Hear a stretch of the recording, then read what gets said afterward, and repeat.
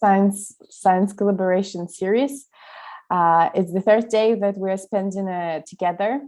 And so today we will explore how to make your research more policy relevant. And just to remind you that on Monday we had the session about how to write a publishable paper, how to make your papers have a better structure and have a better story, and what are the main components of a good paper. And yesterday we had a very interactive session on doing presentations and framing your research that in a way that it's easier to understand for your audience. So just a little note of housekeeping: please keep your microphone muted when the speakers presenting. There will be an opportunity to ask questions. So for the Q&A, please use the raise hand function or write questions in the chat if you wish to, whatever option you prefer. I will be monitoring both. And then about today's session, we will have a brief overview of bridging science, research and policy, and also an overview of climate policy and climate resources with a focus on the NDC Partnership platform hosted by the World Resources Institute. Then after the two presentations, you will have an opportunity to ask a couple of questions, and then we will move to a group work exercise, which will be in groups of about 5 people, and you will have an opportunity to work together for about half an hour and then present your group work and discuss it together with the speakers today.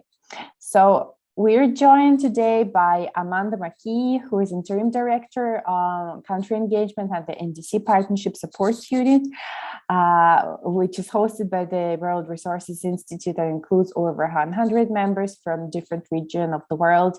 And then also the second speaker is Simon Maxwell, who is a development economist, and he led the Overseas Development Institute for 11 years, and he now works with government and aid agency advising on the sustainable development policy and research. And yeah, I'm very grateful that both of them can join us today and share their insight and experience, and I'm looking forward to learning from them and from you in this session. So without further ado, I'd like to hand over to Simon.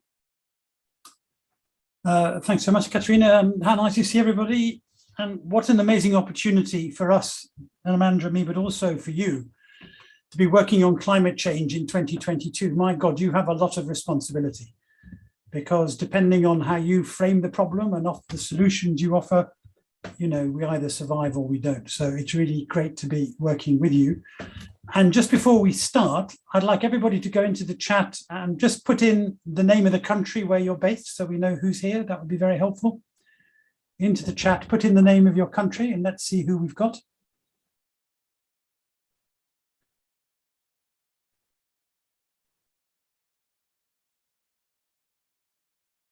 Very good, an amazing range from all over the place. Well, just imagine if you guys work together, that's the problem solved. So we're excited about that. I'm going to share my screen, and I'm going to do a short introduction and on bridging research and policy, and then hand over to Amanda, who'll do more on climate change. So here is my screen, share, make it bigger. There we are. We're going to work on a case study today. When we've gone through these introductions, Katrina's already told you what we're going to do. Here's the case study. It's the latest in the whole series I've done, which I call the Pizza Night case studies. And it's about really what it means to be working in an institution that's working on climate change. So the office is closed, everybody's left, but in one corner of the building, a light is still burning. And Cecilia, who is the director of the institute, wants to go home. It's pizza night, and she hasn't seen the children for the whole week. But there's a board meeting coming up, and it's really preying on her mind.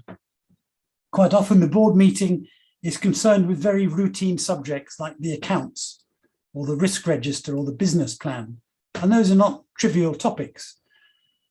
But this time it's going to be even more difficult than usual because the board wants to focus on climate change and tell her what the Institute is going to do to help deliver a successful outcome to the climate talks in Sharm el-Sheikh in 2022. Because this is the year after Glasgow where countries have been asked to deliver new pledges and bridge the huge gap that exists between what's needed and what has so far been promised in the nationally determined contributions. So that's a big ask. You know, are you supposed to solve this all by yourselves or not?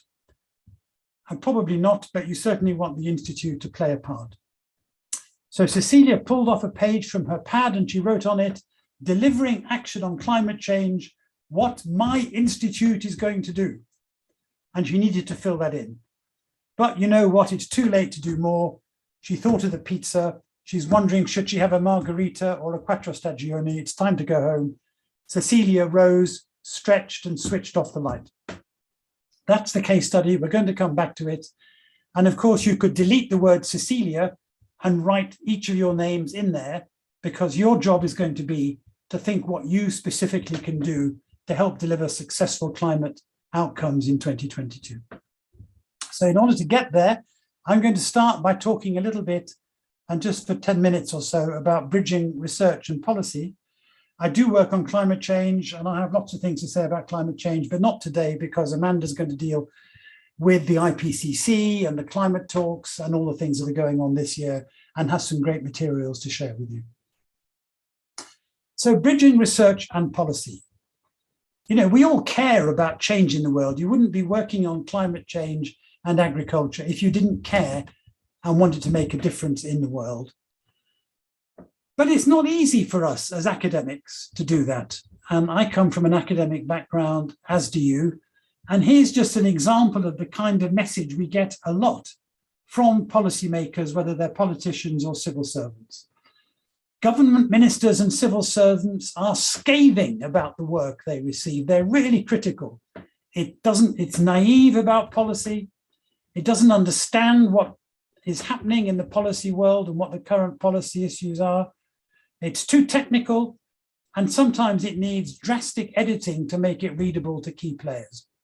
And by the way, everybody's focused on producing perfect work that can go into an academic journal, which won't appear in print for 2 or 3 years. I don't know about you, but I put up my hand, I'm guilty. I've written papers which say, well, you know what, it's all very difficult, no case is the same, and we need more research, and we really can't provide any practical policy at all. And here's a picture, it's a children's storybook called Professor Brainstorm, and I'm looking down the list of participants, and none of you quite look like this, but some of you might. 5 pairs of glasses, oops, I've gone too fast, complicated machinery, unable to reach a conclusion. And what's the problem? Well, we are trained not to do this. We're trained not to be policymakers. We want to do careful research. Our skills are not necessarily in communication. We work to a different timetable, and we don't necessarily work within the policy process. Some of you probably do work within the IPCC, and we might come back to the opportunities that presents a little bit later on.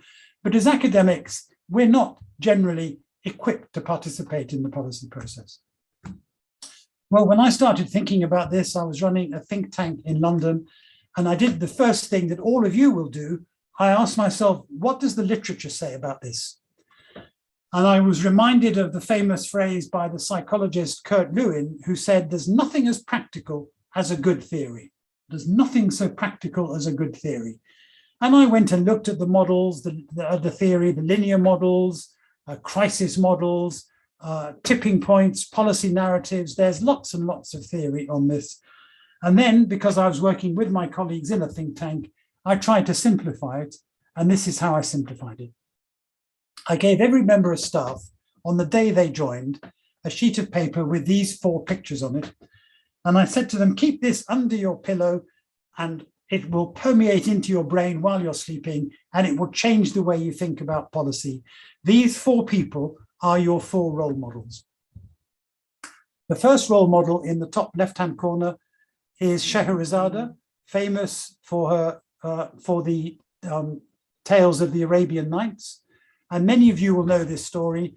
The Sultan had been betrayed by a woman. He decided he would marry a different woman every night and cut off her head in the morning, which he did very successfully. Scheherazade was the daughter of the Grand Vizier, and she said to him, "Father, let me marry the Sultan. I can solve this problem." And there is Scheherazade sitting there on the right with her sister on the floor beside her. And how did she solve the problem?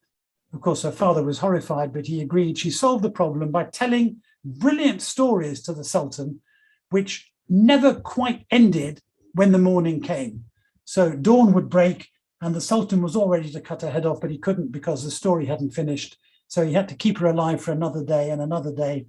And as a result, they lived together for many years, had many children, and were very happy. We have to be fantastic storytellers. It's about what is your elevator pitch. If you have the Secretary General of the UN in the lift for 30 seconds, what are you going to say to him about your work that will capture his imagination? The second person who is your role model is this person on the top right, who is Paul Revere. He was the person who raised the militia against the British in Amanda will know, 1775, I think, maybe 1776. And he went out to the villages and raised the militia by saying the British are coming, and was very successful. The British were defeated. But on the same night, somebody else went out around the villages called William Dawes, and nobody got out of bed when William Dawes went to the villages. And what was the difference? And the key difference was that Paul Revere was very well networked. He knew everybody. He ran a silver shop and a pewter shop in Boston. He was on all the committees for improvement of the town. And so when he appeared in the villages, people looked out of their windows. They said, "Oh, it's Paul Revere, time to get up, let's go and help." Poor old William Dawes didn't know anybody and was left standing in the cold all by himself. We need to be networked. We need to know who the policymakers are. We need to have our contacts list on our computers, and we need to be able to target people when the time is right. Many of us find that really hard, but it's absolutely essential. Third role model, bottom left, Isambard Kingdom Brunel, the engineer, built the first steamships, railways, iron bridges. We have to be engineers ourselves, practical and careful in the way in which we solve problems and deliver solutions. Mrs. Thatcher always used to say when she was Prime Minister, "Don't give me problems, give me solutions." And we need to be able to deliver solutions to people. And finally, bottom right-hand corner, Rasputin, advisor to the Russian Tsar, terribly political. You can see by the narrow look of his eyes, he's always thinking about politics. And he is thinking politically, which is something we also need to do. So those are our 4 role models, yours and mine: the storyteller, the networker, the engineer, the fixer. But we can't do this by ourselves. And if we think about how we work with others, there are 3 possible models. I used to give people this slide also on their first day. We could think about Microsoft. Every time you switch on your computer, excuse me, you get the same message about agriculture and climate change, but it's global, it's hegemonic, it's written in Seattle, and it doesn't quite respect the diversity of our community. Second model, McDonald's. It's locally owned, it's a franchise operation. Every McDonald's is owned by a different person, but every time you walk through the front door, you get the same message written at McDonald's, the same hamburger, the same message about climate change. We found a different model, which is the airline alliance, like Star Alliance or One World. There you've got a group of independent bodies working together, but with cross guarantees of quality, some shared marketing, so that when you go on one airline you haven't heard of, it's good because it's also backed by Lufthansa in this case, and you can put your suitcase on the plane in Canberra and it arrives automatically without any changes in Copenhagen. They airlines call that code sharing. We called it policy code sharing, and it's a model we put into practice, for example, with the European think tanks group working together, 5 institutes, 400 researchers, but producing one policy message. There's again lots of detailed literature on how to do this. Here's a framework from the International Food Policy Research Institute called the Kaleidoscope Model, working through from agenda setting through to evaluation. Here is another model from my old institute, ODI, called the Roma Model, a guide to policy, engagement and influence, again with a similar sequence, diagnosing the problem, developing a strategy and so on. And my summary of all this is that you have to ask yourself 5 questions if you're planning a communications campaign on climate change or anything else. Who is making what decision? When are they making it? What products do you need to influence them? And when do you need it?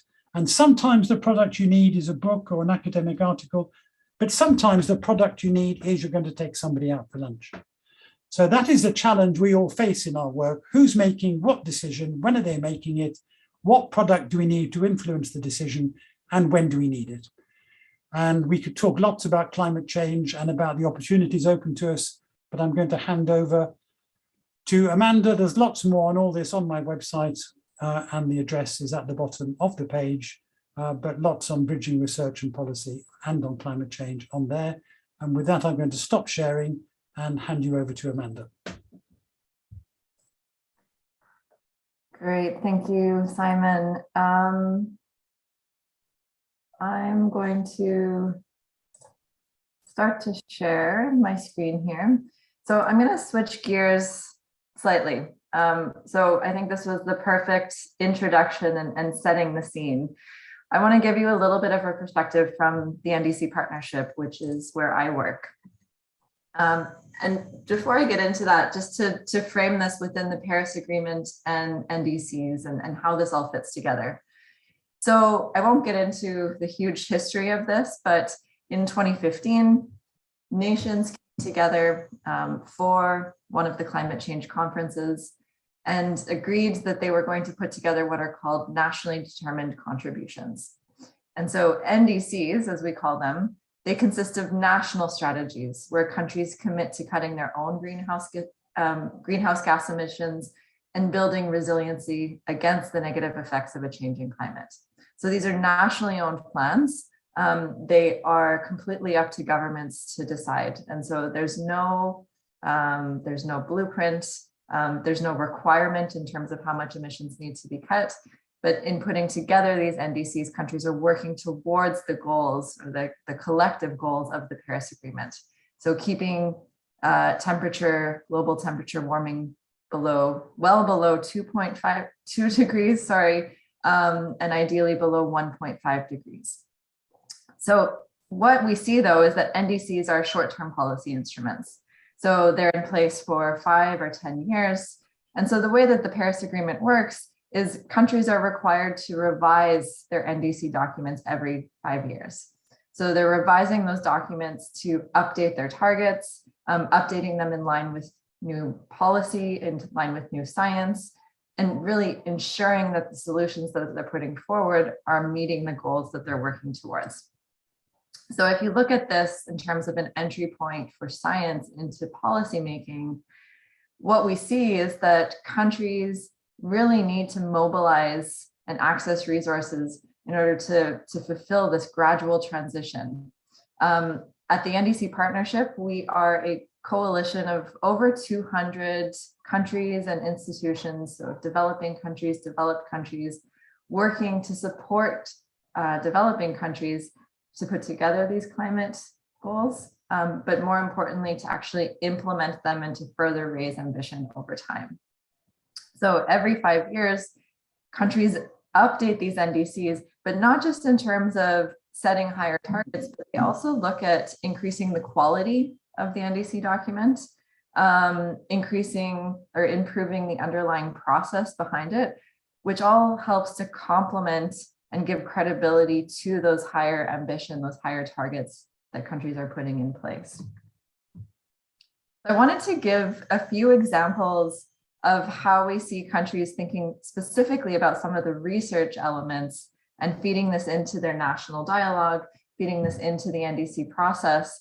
And then I'm going to switch and actually walk you through a resource that we have at the NDC Partnership, which is our knowledge portal, and some of the resources that might be of use to you. So the first example I wanted to flag is with Jamaica. And we supported Jamaica in establishing a multidisciplinary, climate-focused research and technology development agenda.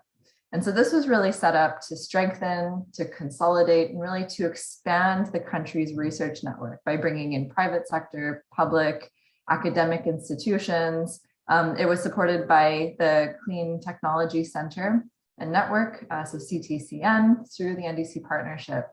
And what they did is they identified 5 key sectors that they knew that there were research needs that they needed to focus efforts on. And this aligns with what's in the NDC as well. So focus on agriculture, fisheries, water, human settlement and infrastructure, waste and energy.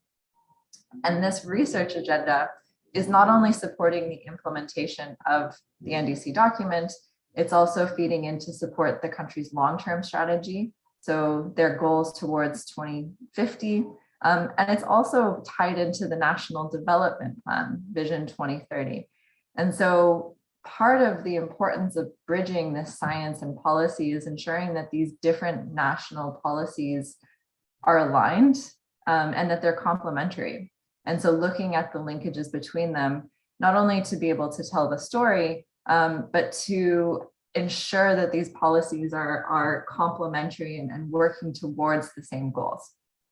And with this, they've also established a budget for the National Research and Development Fund. So being able to fund this as well. The next example I wanted to give is from Ethiopia. And this is really more of an analytical example where we see research building up the basis for mitigation and adaptation policies. So with support from the World Bank and the World Resources Institute, what the country did is they incorporated analysis on the relationship between the social economy, natural capital, and climate systems into their NDC update and implementation plans, particularly through some green economic modeling. So this included work on climate and environmental sustainability policies, which were critical in supporting policy making processes and decisions. It also involved training of government and non-government research partners on these economic and system dynamics modeling, because part of the challenge here is we can put together these models to help inform policy, but if those within government who are responsible for making those decisions don't understand how this works, it will be difficult to convince them of the importance of this. And so that training, that capacity building element is important as well. Also in terms of building up the capacity within government as well to continue with these modeling and projections. The last thing that I'll mention, again, we see the links between some of this economic, climate, natural resource interactions and the quantification of that. And again, integrating it into national development planning. So this is a trend through all of the examples I'll present, that we really see these research agendas as being critical to link the climate agenda and the national planning or development agenda. Nigeria is another example where the analytical base was used for mitigation and adaptation policies. And here, the data that was collected and assessed was really on the feasibility of implementing NDC mitigation targets, particularly looking at introducing clean fuels like LPG, modern biogas fuels for clean cooking. There was also support for vulnerability assessments. And so looking at how communities across particular geopolitical zones were being impacted around key sectors. So in terms of livelihood and resilience to climate change. And thanks in part to this support, a lot of the targets that were put in place in Nigeria were able to become more ambitious and higher quality because there was the buy-in and the understanding of how this would impact or how this would benefit different communities within the country. The last example I wanted to share is from Cambodia. And this is one where we see really a diversity of analytical and policy support feeding into the NDC. So through the NDC partnership, CAP received technical assistance support to develop the NDC mitigation and adaptation measures. And this included things like modeling of long-term emission pathways. It involved impact assessments, but it also involved some really important steps in terms of the implementation and the monitoring of the NDC as well, which is a critical part. So a GHG tracking system has been proposed to actually understand which greenhouse gases are being emitted and how. There's a means of implementation that's been developed. Draft sectoral mitigation and adaptation policy proposals. And one thing that isn't reflected on the screen here is that the country also underwent considerable research to understand the costing of the NDC actions. So actually costing out each of the mitigation and adaptation actions within the NDC so that there's an understanding of what it will take to deliver on those and what the implications of that are. So the costing element really feeds into the implementation element. It draws in this really unique skill set, but helps to give that weight behind the NDC document and explain from the country's perspective to the international community what kind of resources are going to be needed to implement these climate actions. So I'm going to switch here. I'm going to stop sharing this screen. If you just give me one moment. And I'm going to share another screen. I'm going to actually walk you through our knowledge portal. And our knowledge portal is a resource that we have at the NDC Partnership. It's something that we have developed to draw together the various resources that our members and other leading organizations have put together to inform policymaking around climate change. So the knowledge portal is accessible at ndcpartnership.org/knowledge-portal. And on here, we have 3 tools. The first one is really the beginning stages. So if you're looking for inspiration, you're looking to understand what you can do, you can dive into our good practice database, which is a collection of case studies. And I'm not going to go into that today. I'm going to focus on the second tool, which is once you know roughly what you're looking to do, we have a toolbox to provide guidance or support. So finding the right tools, platforms, or advisory services to inform the work that you're looking to do. And the third tool that we have is on the funding. So once you know what you want to do, once you know how you want to do it, our Climate Finance Explorer helps to identify the different funding sources that are available to help to implement that. So I want to start, or I actually just want to spend the rest of my time with the knowledge portal Toolbox and walk you through how this can be helpful for you. So if you scroll down, we've got close to 800 resources available in the Toolbox currently. You can scroll down and just see the full list, but they're coming from organizations all over the world. So from UNEP, directly from the IPCC, from various governments, TERI, IISD. We have probably 100 different organizations contributing resources. How do you understand what's actually relevant for you, though? And we've put together a series of filters to help to cut through that noise. So you can think about this as kind of a Google on steroids. So the first set of filters is actually around the activities. So you can look here and say, what am I actually trying to do? What is it that I'm looking to understand? And the filters here start from understanding the basics of NDCs all the way through to actually assessing what different needs and capacity elements around establishing institutional arrangements or engaging stakeholders, collecting data, identifying actions, all the way down to financing the NDC and evaluating, monitoring, and reporting impacts. So let's say that we were interested in identifying and analyzing climate actions, and we wanted to find resources to help us do that better. If you click on here, you can see different types of resources available. So we can conduct a feasibility study, a cost-benefit analysis, look at setting sectoral or sub-national targets, And any filter that you click on will help to narrow down those results. And we can click on many different filters here. You can also filter by focus. So if you're interested in a particular region, if you're interested in a particular sector or theme, so if you were looking specifically at forest and land use, for instance, and you can also look at the scale. So there are some resources that are really targeted at the national level, some at the subnational level, and some at the project level.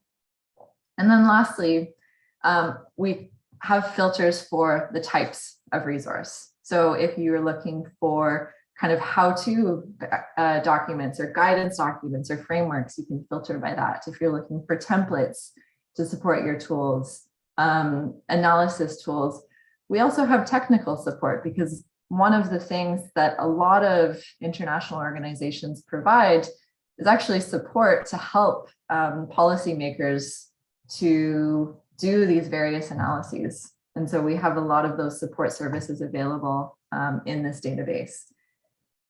You can also filter by the expertise level. And here kind of comes back to these different personalities that Simon was talking about, understanding who it is that we're talking to and how we need to pitch that story. So there are resources here that are very technical at the specialist level, but there are also resources in here that are targeted to that generalist level. And so this can be helpful to draw that link as well. And then lastly, the language. So once you've applied your filters, you can come down, we can click on any of these resources. I'm just going to pick a random one here. But if we go to this resource here from the the WWF, it's a document that they put together on how to actually enhance NDCs by utilizing protected areas. All the information we just went through in the filters is here, and you can actually click to access the tool. So hopefully this can be a useful resource for you in your work. Hopefully it can be a useful resource for you as well in terms of sharing information and connecting these dots when you are talking to different policymakers and helping them to understand how they can go about implementing some of these climate solutions. So I'm going to stop there. And Simon, I think I'm turning it back to you. Okay. Or are we taking? Yeah, let's do that. But can you stop sharing the screen, Amanda? Is that possible? Yeah. Just so I can see you. There we go. That was really fascinating. Thanks a lot. I'm just curious, because you worked a lot with scientists, and WRI, by the way, is full of really good scientists. Do you recognize this communication issue between scientists and policymakers, and have you learned any lessons about how best to bridge it? Yeah, it's a really great question. And we've been thinking a lot about this, particularly in the NDC partnership, in the context of the knowledge portal, because we have so much resources, and international organizations, research institutes, they spend a great amount of time putting together these huge papers. And we began to wonder, who actually reads these? Does anyone actually use this, or do the people that we think use it? So we spent a lot of time talking to our government focal points, so particularly within ministries of environment. And what we found and what they told us is they don't actually read any of this information. What they do is that they rely on their experts. And so this is really important for us in terms of thinking, who are we pitching this to? Who are we trying to inform, and who has the ear of policymakers? So if you think of a small developing country who has an extremely small climate change department, that person isn't going to be spending time reading policy reports, but they'll have the ear, or they'll trust their advisors within the local university, for instance. So that link is actually, I keep coming back, Simon, to these different personalities that you referenced, but this is, I think, where the networking part is so important. Because when we're pitching this research to policymakers, it's not the policymaker who's going to be reading it and learning it.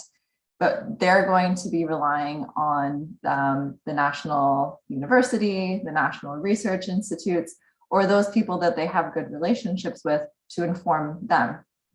And so it's about reaching those national, those national support agencies, those national research institutes, making sure that they're informed and that they have the capacity as well to be able to support government in these decisions. So I think that that link is something that's been really important for us in terms of having influence.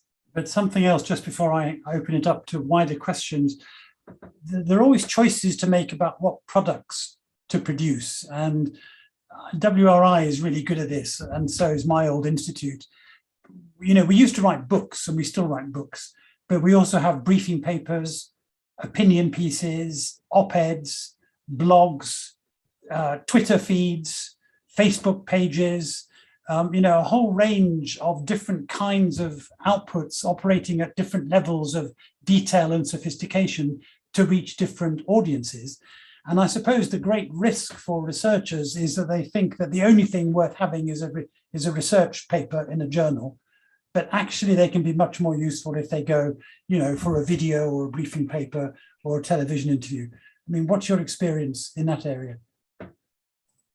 Yeah, exactly. I think that's exactly right, Simon. And I would take it even further in that the most important thing is actually drawing out those conclusions and making them usable for policymakers. And so if it's a briefing paper talking about how to do it, well, what could be even more important and help to kick that into practice is a template to enable to do that, or a checklist that's going to walk through the various elements and help you to actually inform that decision-making process. So I think when we think about research, it's important to think about it as a package of outputs that we're putting together. So not just in terms of sharing the results, but also in terms of making sure that they're going to be easy to implement across different scenarios. Very good. Listen, we've got 10 minutes in our program here for people to come in with their own experience. We'd love to hear how people get on with this, not on the substance of tackling climate change, but on this issue of how do you communicate it and what experiences have you had? Have you found yourselves shut out, or have you found a way of getting into the conversation with politicians, ministers, and senior policymakers? I think I can't see that we have a raise hand option here, do we? So perhaps the answer is, if you have something to say, just put in a message, and then we'll pick you up from the chat box. So who'd like to come in? We've got 10 minutes. And if nobody speaks, I might point at somebody and ask them to come in. And I can see I've got Anna and Oneza and Disha and Titis and Rondrachiana and so on my list here. Somebody come in and say something. I can see that Taiwo is raising her hand. So Taiwo, please unmute yourself and thank you, Simon and Amanda, for a beautiful presentation. I am from Nigeria. I finished, I concluded my PhD in 2019. And sincerely speaking, that's the major problem we have. There is no link between the academic and the policymakers. For instance, I thought I drew good recommendation for my study, but I can bet you that it's still in the shelf. It just ends there. You do personal moves. There's no link. So I don't know. I find this presentation very good, but I'm still in the dark. I really don't know how to move from here. That's just. Taiwo, where do you work now? I'm a lecturer in Ahmadu Bello University. So is it possible, I mean, this is a very, let's see who has some good ideas as to how you could communicate the results. Thinking about all those outputs that Amanda and I were talking about, you know, how-to guides, briefing papers, opinion pieces, Twitter, Facebook. Do any of those sound possible for you in your current job? Yeah, I guess so. But normally, I don't know, we just have this opinion that Facebook is just a social network that doesn't send serious messages. I don't know if you get what I mean. It's just for socializing. We normally we go for databases and other important, like we could go to Scopul, or we could, I don't know, we go to the library to get information, definitely not the social media. Okay, well, let's listen to Oneza, and then Amanda, I'm going to ask you to give the solution to Taiwo's problem. Oneza, where are you from, and what's your experience?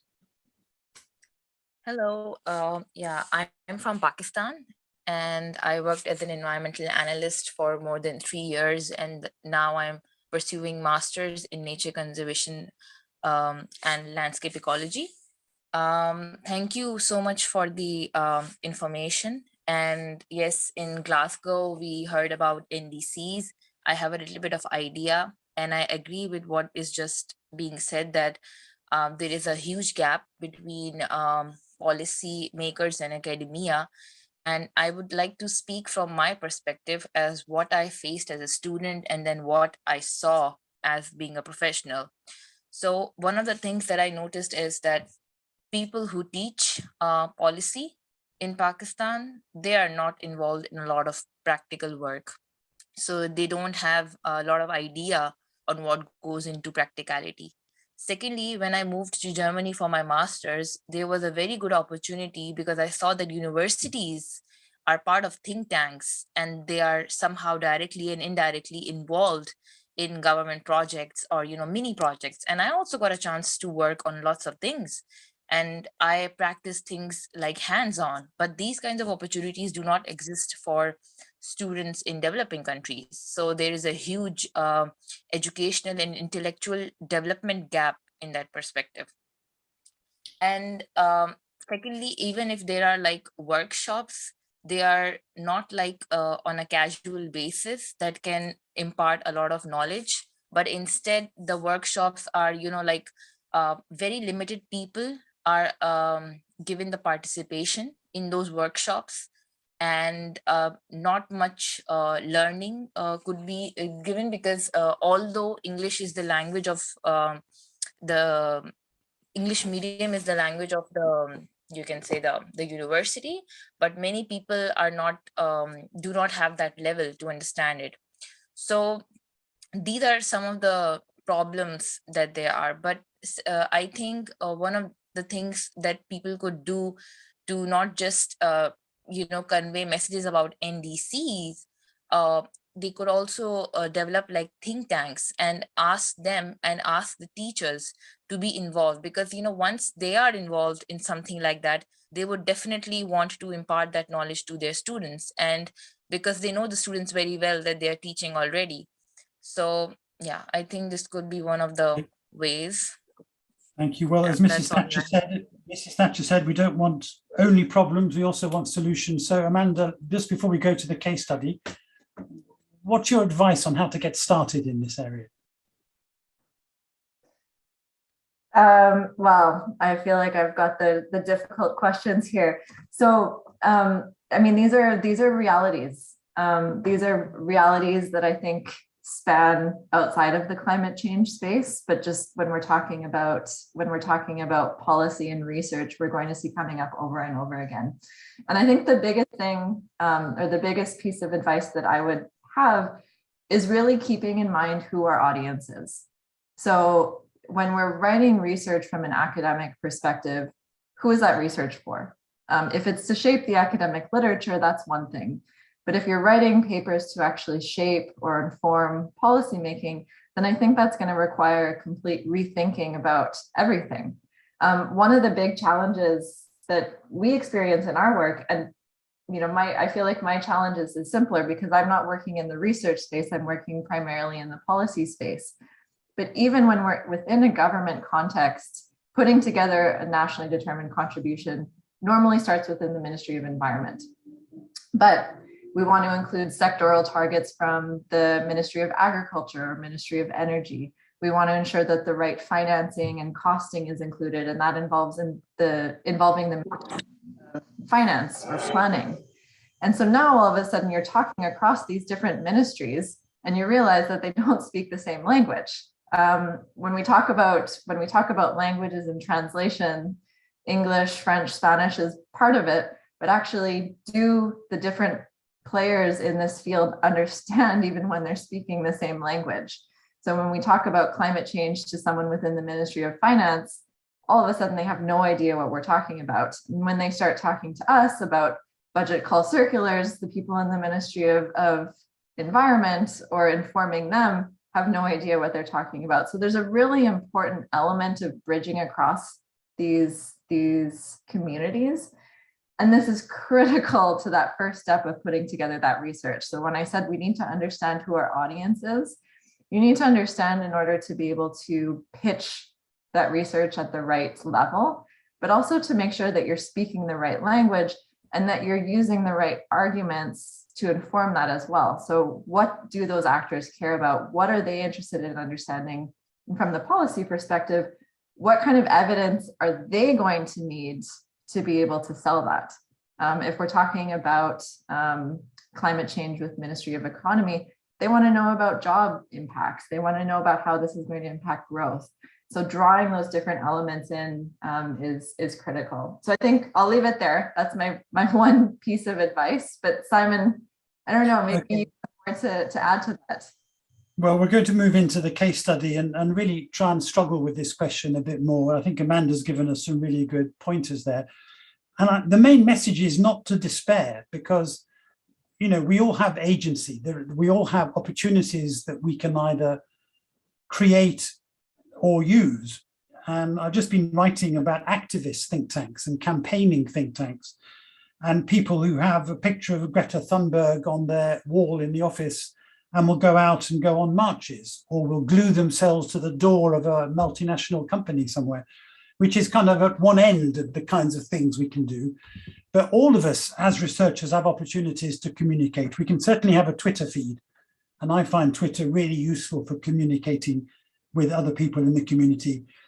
Most institutions have briefing papers or opinion piece options, or websites where you can post blogs. And of course, there are all sorts of ways in which climate scientists connect with each other through the IPCC as one example. So I think our job here, and this is what we're going to do in the case study, I'm going to share my screen again, is to try and solve this problem and think about how we can move from the realm of policy to the realm of I don't know if this is the right one, is it? Yeah, here we are. So I'm going to go down back to the case study. And I've taken out all the nonsense about pizza and the background that we don't need. What we need to do is to make a presentation which gives us some options, gives us some ideas about what we can do, either alone as individuals or institutions, or working with others in other countries in order to try and move the climate debate forward in 2022. And the answer might be, I'm going to write a briefing paper. The answer might be, I'm going to join a network. The answer might be, I'm going to go and glue myself to the door of a multinational company in the capital city. So Katrina's going to put you into groups, and we're going to give you 30 minutes to solve this problem, to come up with not more than one PowerPoint slide with your 6 or 8 or 10 best options for bridging research and policy on climate change in your field of expertise in 2022. So Katerina, are you able to take over and set that up, please? Yes, I'm going to split you into groups in a second, but first, please go to the link that I just posted in the chat, and that will bring you to the shared slide deck, where you will find the case, as well as a bunch of empty slides with your group numbers. And once you are split into groups, you will be able to, talk to each other in a group and collaborate on a slide together. Listen, welcome back, everybody. I've participated in 2 of the groups, and they were brilliant because people were being really practical and also helping each other with connections and solutions. So I hope we can hear a bit about that in the time that we have left. And what I'm going to suggest is just a very quick presentation, like 1 to 2 minutes by each of the groups, and then ask Amanda perhaps to lead off with some comments. And we don't want to hear a lot about climate change. We all know that you work on climate change and rural energy and adaptation. What we want to hear about is an answer to this question: what are you going to do in 2022? What are we going to do in 2022? So that was the question that Cecilia was grappling with. And from the discussions I heard, you had some really good solutions. And everybody has the Google Doc. I hope there is a link in the chat. So I'm going to open the Google Doc. How do I do that? Where is it? And if everybody's ready, we'll ask group 1 to tell us what they're going to do on Monday morning. So group 1, just 1 or 2 minutes to introduce your conclusions. Who's going to speak?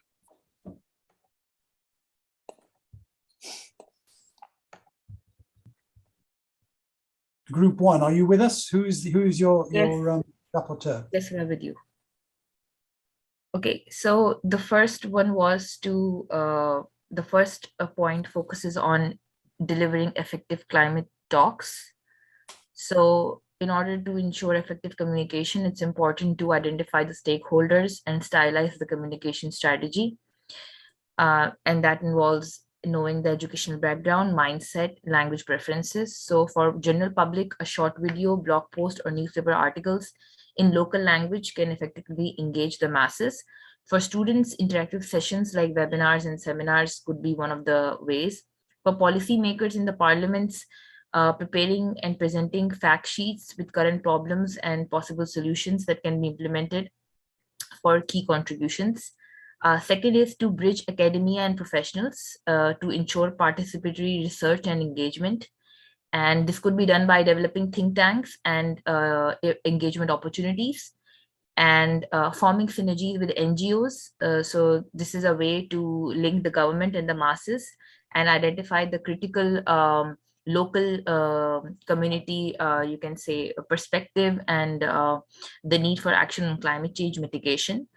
And then to focus a bit about what can be done to, you can say, transition towards a low greenhouse gas or towards green economy. It could be the first foremost step is to undertake an in-depth mapping of industrial greenhouse gas emissions, identify energy intensive users, polluters, and the low-hanging fruits. Initiate development of support infrastructure and an economic policy to subsidize and favor switching to renewable and green technology. Take on board industrial development agencies and think tanks to develop a long-term strategy to innovate business models, supply chains, and current manufacturing processes to cut down GHGs and promote green technology. And the most key is to prioritize circular economy and sustainable financing derivatives, meanwhile developing carbon markets. Very good. And I think you're not going to have time to do your PhD because you're going to be too busy organizing seminars and workshops. But that was a very good summary. Why don't we take quick summaries from everybody and then we'll give Amanda a chance to lead the discussion. So which group would like to go next? Katja, I can't see from here which groups we have with PowerPoints. I'm a bit confused here. Confused, where are we? Should we go to group 5 next? Group 5, why don't you present?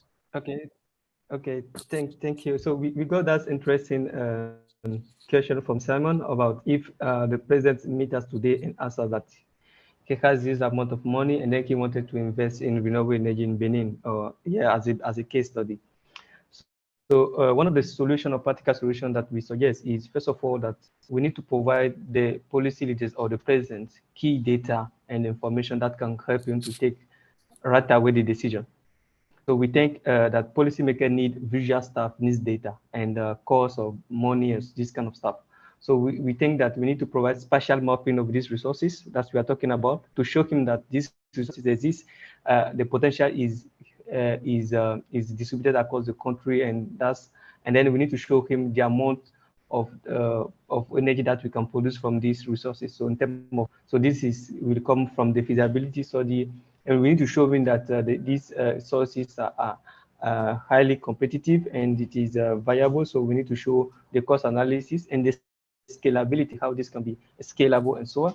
And then we also say that it's very important not to look into the solution from a country perspective, but a regional perspective, by taking the case of Nigeria, which is next to Benin, that has a huge power potential that can share power to Benin as well and can help also to solve this energy issue. So we talk about the regional cooperation and the solution that can help into dealing with this. And also for proper decision, we need to invest in good data collection. So our leaders need to invest in good data. And in order to really drive the president to take action right away is to show him a case study and how a case study of power plant that is working on, for instance, the solar PV systems and how this has impacted the community. So show him a true case and that can really drive him to take decisions. And also at the end of the day is to disseminate, because we have feasibility study, we have spatial mapping and so on. We need to show this through various media such as radio, TV, blogs and so on, and also inviting government and NGO to our workshop, scientific workshop and so on, so that we can have their input in all this debate. So these are kind of practical and right away solutions or way of driving the president to take action on this debate of investing in renewable energy. So that's what we work on Group 5. I hope I was able to convey my colleagues' message. If there is something I missed, they can also add. Thank you. No, we'll come back to them, but that was really good. I love the idea of the president being taken to the field to see a project. And then we have a tragedy from Group 4 because their brilliant suggestions have been lost. But Titis, are you going to summarize? Yeah, I was in a breakout room 4 with Elizabeth and Confinda, and we actually thinking about the situation in which we want to do, or we need to do, elevator pitch to one of the policymaker, and we noted down 3 main points, assuming that we are agricultural scientists, of course, talking about the climate mitigations in agriculture. We said that first, we must say that agriculture have potential to reduce greenhouse gas emissions by this percentage in this year. And then we actually write down by 10% in 2030, for example. And then the second point is we identified potential practices to move towards sustainable agriculture. And the third point is we need investments to change current practices into more sustainable practices. So those are very concise and short, I think.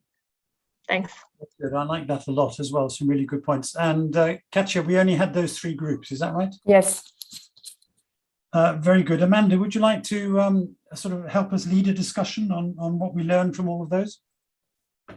Sure. And I think we've got a really good kind of diverse selection of how the groups approach this.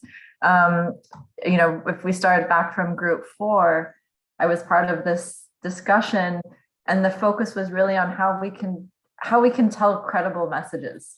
So really taking that research angle and starting there. What is the message that we want to get across, and what do we think that the country can be doing? I like what Group 1 did in terms of them thinking about who that message is going to, the different audiences. And the thing that really struck me was with Group 5, when we talk about the field trip and actually bringing in the president and presenting these things through case studies, it got me thinking a little bit, and I'd be really interested to hear thoughts on this two-way communication as well.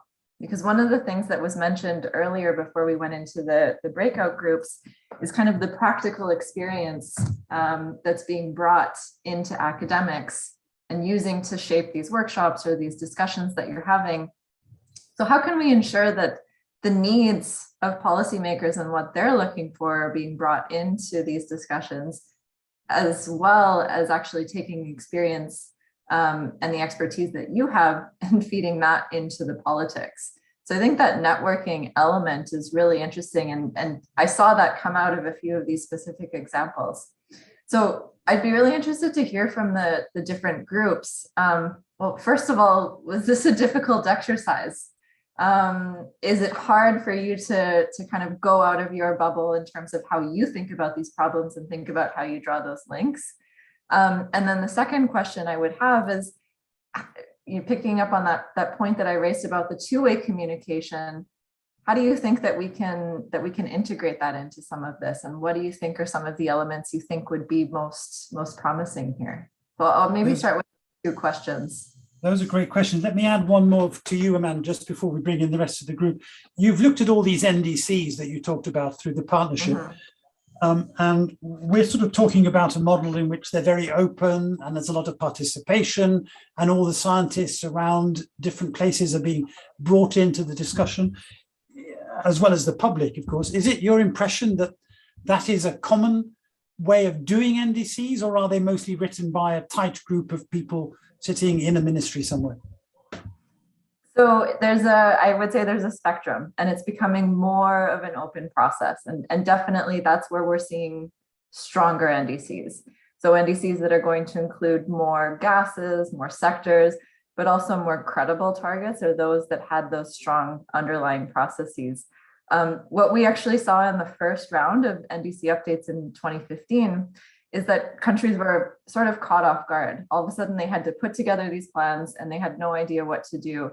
And so what a lot of them did is they actually hired consultants, international consultants, these kind of fly in, fly out consultants who came in, they drafted a document and they left. And so in some cases, these were solid documents, but they weren't really grounded in the national reality. And so what we saw with this past NDC update round is countries have taken a lot more efforts to make this a nationally owned process. And then, like Simon said, actually building that out to expand what that means to be nationally owned. So nationally owned, starting with the Ministry of Environment, and then expanding to include different ministries, and then expanding to include subnational governments, to include academia, to include the private sector. So all those actors that will actually be involved in the implementation are important actors to involve already at the beginning of the development of those targets. That's very helpful. So now let's come to the questions you asked the group and see whether anybody would like to contribute.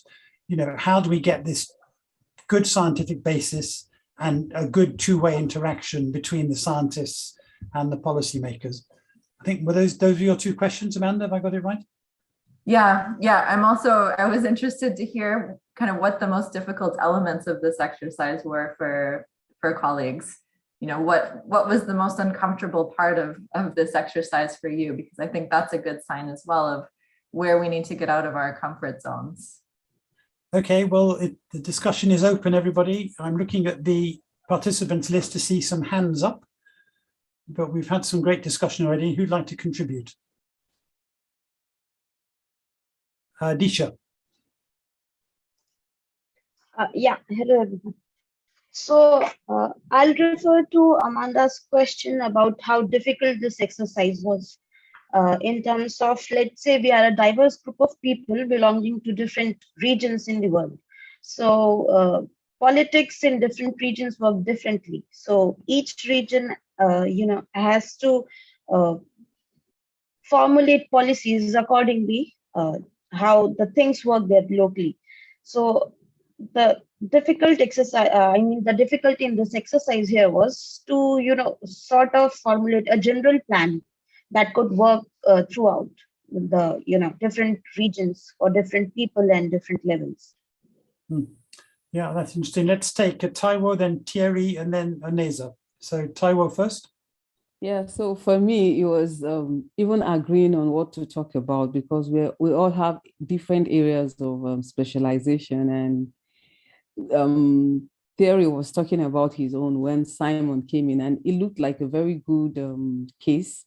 And so there was difficulty getting grounded into what he was talking about before we finally got the gist of the matter and then proceeded. But Simon really helped with shaping the whole exercise. Okay, well, that's good. Thank you. Thierry, you're next, I think. Yeah.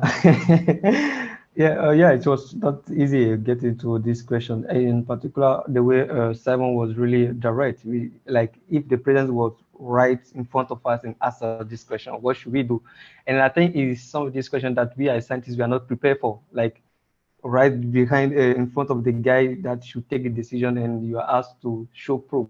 And I think it's something that we are not prepared for right away. And then this kind of question maybe will open our mindset and the way we perceive how our research need to go. And then having that in mind, maybe today, for instance, it's changed a little bit my perspective of how I should communicate about it, because I think what the president need to hear from our research, and if I focus on that, for instance, it's changed the way I need to communicate about it.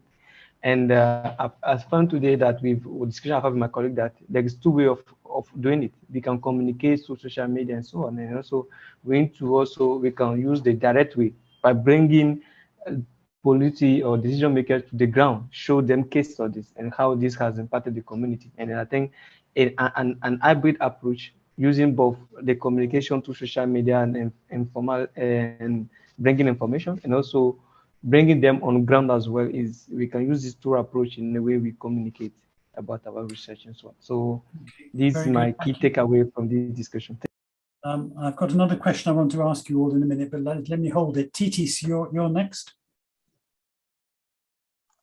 Thank you. I think the bottom line and the challenge is we are lack of understanding what the policymakers want to hear and what they need. So we are formulating this question from the perspective of scientists, but we don't really know what actually the questions of the policymakers and what they need from science. That's interesting. And so how can we solve that problem? By closing the gap between scientists and policymaker, I guess, talking to them, how do you want to hear my results, or what do they need from science? What kind of numbers should we give to them? Because sometimes they don't know what the right question is. So, you've got to tell them. And think about climate change. 15 years ago, none of them were thinking about climate change. And as somebody said in one of the sessions I was in, or was it in the plenary, when there's a big disaster, it was in Pakistan, somebody was saying, when then there's a big disaster, suddenly everybody's talking about climate change because they can see it right in front of them.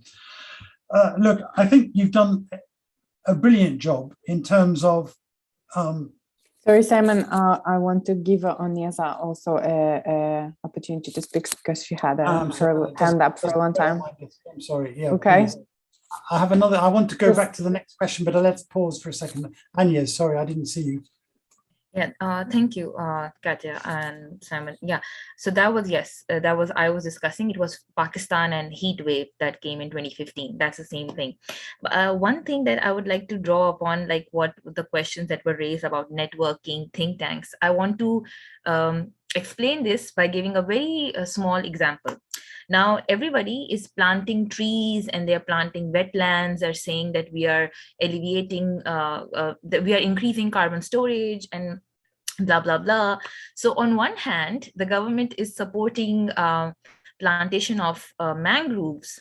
But on the other hand, the local fishermen are cutting the mangroves because they need wood for the fuel in the villages that they live, and they don't have a gas supply for cooking or for doing, so they have to cut down the mangroves. So this is like a very you can say an unbalancing situation where the policymakers or the government officials, they're planting mangroves, but the local fishermen are cutting it down because they have no alternatives.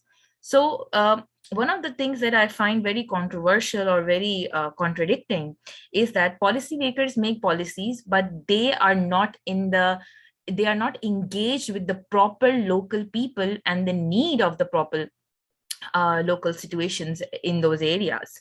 So for a proper two-way communication, I think one of the best ways that was my experience when we were doing community needs assessment is that we were engaged with the community-based NGOs and community-based organizations that were working with the local fishermen and local farmers in those areas.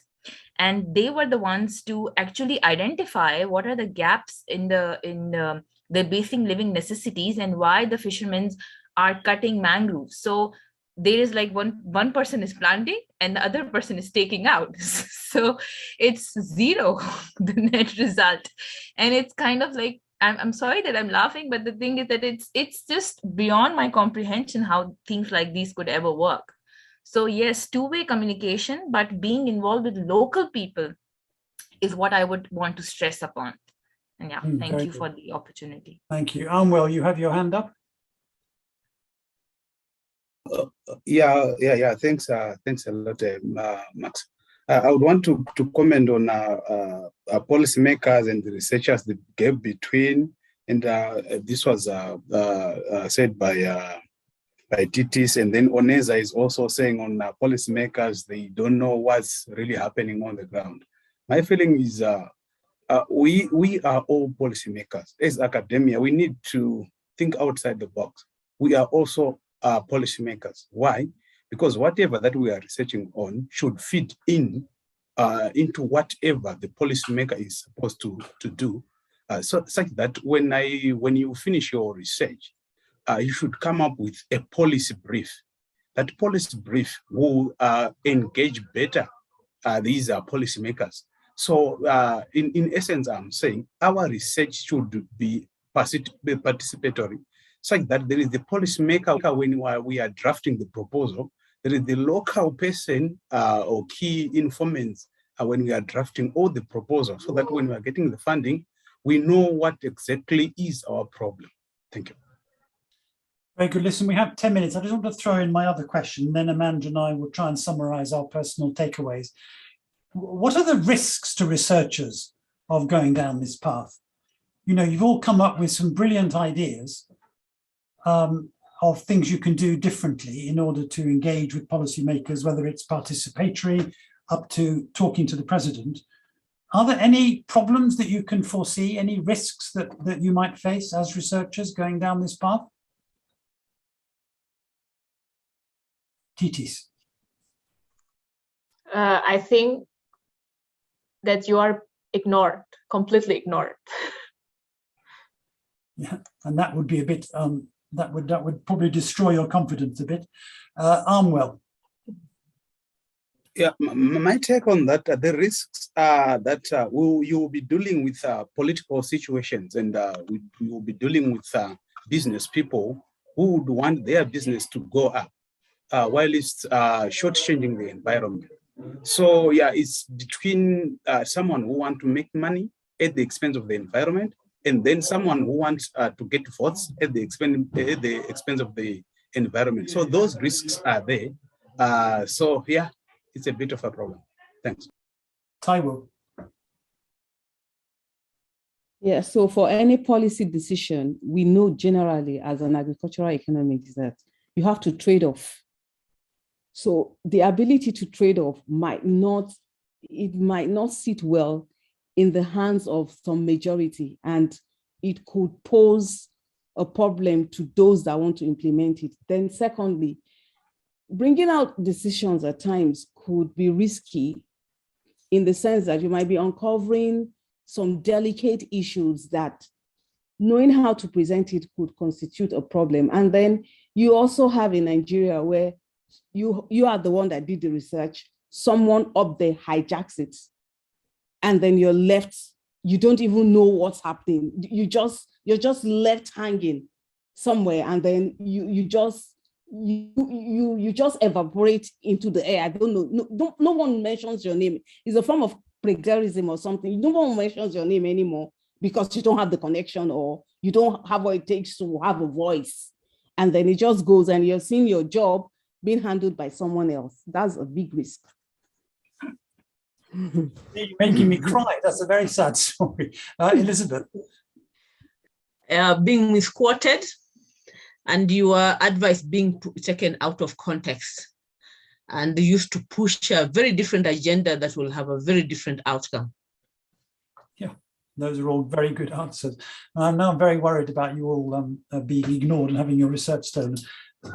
I might just ask Amanda in a second, then I'm going to summarize and I'm going to ask her to sum it all up and close the meeting. But I think there are some quite big risks for you as researchers on some of this.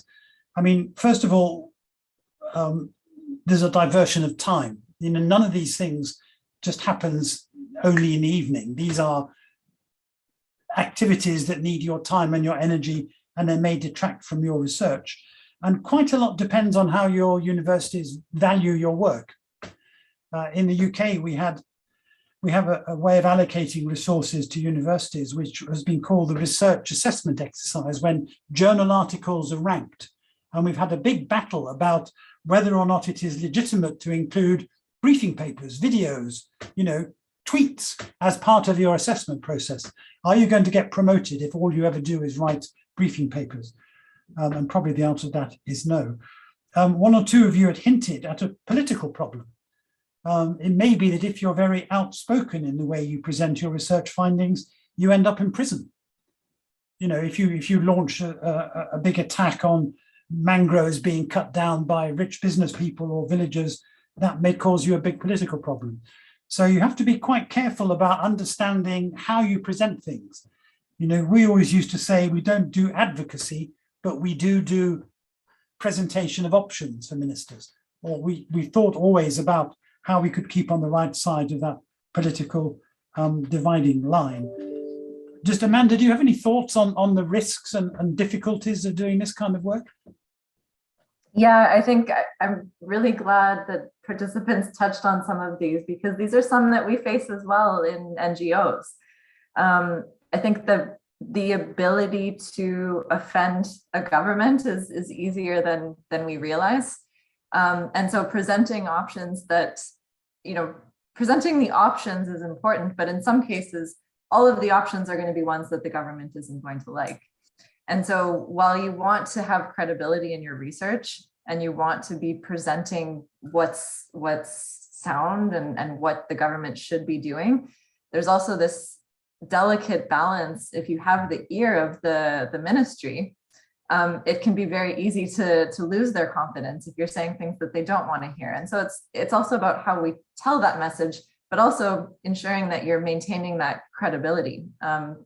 And I don't think there's any kind of solution or any blueprint for that, but it's an important thing to always be keeping in mind. And related to that is just how you're communicating those messages. And so making sure that they're as clear as possible and that your intention is clear as possible, because once it's out there, like someone said, it can get picked up, it can get misquoted, someone else can take credit. But as long as that message is clear and what you were trying to do, that integrity stays there, then I think that's the important part, at least from the policy angle. Very good. Listen, we've got 4 minutes. I've got 6 final points, and I'm going to ask Amanda to share her final points and close the meeting. First point, as scientists, you have a responsibility to engage in policy. You should never think that the work you do is only for the journals. You have to think of yourselves as being, at least in one sense, activists, because the climate is our joint responsibility. If you turn your back on policy engagement, then you're not being true to your profession. Second point, there are many tools available, and many of them have been discussed today, from briefing papers, seminars, workshops, special verbal briefings, videos, study tours, demonstration projects. All of those are valuable tools that you have at your disposal. And the resources that we pointed you to, I think, can take you a lot further in that direction. Thirdly, don't think that this is a completely risk-free activity, because there will be obstacles and there will be some risks for you as professionals. Maybe your research will be stolen, maybe you'll end up in prison, maybe a number of other difficulties will arise. Think about those risks and think about how you could mitigate them, perhaps by being careful not to do overt advocacy, but by being more academic in your approach while still engaging in policy. Fourth, a big resource you have, and we've demonstrated that today, is each other. I've learned a lot from listening to you give your ideas, and you can help each other now and in the future. We've already formed a network for renewable energy between Benin, Nigeria, and Ethiopia, and I'm sure there are many other potential networks that can be formed out of this exercise. So don't lose sight of the need to work internationally and work with each other. The fifth is, never forget you are researchers in the end, and your responsibility to do good, high quality research is the foundation and the guarantee of your participation in the policy process. Don't neglect the need to produce stuff that is regarded by your peers as valuable and important. And finally, all that said, this is a really urgent problem. Climate change needs to be solved. We all have a joint responsibility. 2022 is a really important year, so don't stand back, do it. And that is my final word. But thank you for a very entertaining session. Amanda, I hand over to you for your final thoughts and to conclude the discussion. Thanks, Simon. And I'm just going to add one thought to that, which is really the time element of this. So in addition to climate change being urgent and us needing to take action now, we're also dealing with a multitude of different time horizons in terms of the political decisions that are being made. And so you might have the ear of a minister, or you might have an ally in the government where your message is really being picked up, but there's no guarantee that that politician is going to be there in 1 year or 5 years' time. And so from the political side, there's a lot of volatility. And this is where academia is so important, because you're going to be creating that consistency and driving those messages forward. And so think about that in terms of how you're networking as well. It's not important to just get your messages out in the public, but it's important to build up the trust with some of those career advisors within the government who are going to be there once government changes. It's important that you build up your network across institutions in the government so that you can keep that dialogue going and continually shape your message so that you can reach those new policymakers that are coming in. But your role is really one of continuity and ensuring that we can keep this on the radar so that we can act urgently. So that's my final thought. I'd echo what Simon said. I found this discussion extremely fascinating. I learned a lot from you, and I hope you did as well. And yeah, thank you for having us here today and letting us speak with you and hear your experiences. Thank you. And thank you, Amanda, for your partnership and friendship. And Katia, back to you. I think Thanks. turn. Yeah. I'm also very thankful to everybody who contributed to the discussion and to exercise today. And thanks a lot to Simon and Amanda. I'm really grateful for your time and effort in making this session possible.